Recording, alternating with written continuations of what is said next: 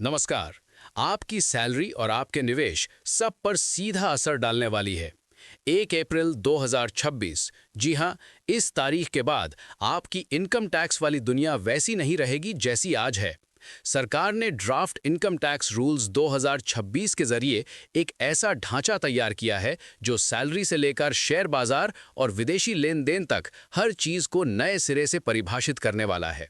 तो चलिए बिना समय गवाए समझते हैं ये पूरी कहानी साफ, सीधी और असरदार भाषा में। भारत एक बड़े टैक्स रिफॉर्म के मोड़ पर खड़ा है। ड्राफ्ट इनकम टैक्स रूल्स 2026 सिर्फ नियम नहीं है, ये उस नए इनकम टैक्स एक्ट 2025 की रीढ़ हैं जिसे देश की आर्थिक पारदर्शिता का नया अध्याय कहा जा रहा है।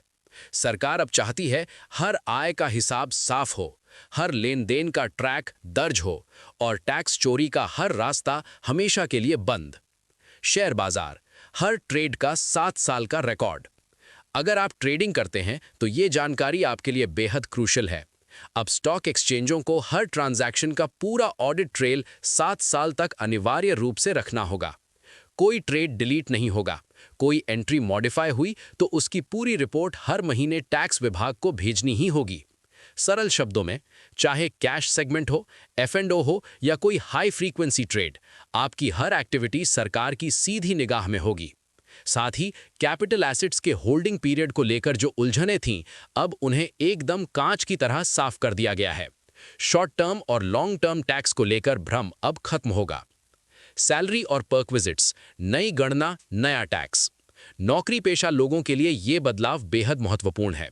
कंपनी से मिलने वाली सुविधाओं, घर, कार, ड्राइवर, बच्चों की पढ़ाई, क्लब मेंबरशिप, कंसेशनल लोन्स, यहां तक कि भोजन और ट्रैवल अलाउंस, अब इन सब का टैक्स वैल्यूएशन एक तय फॉर्मूले से होगा।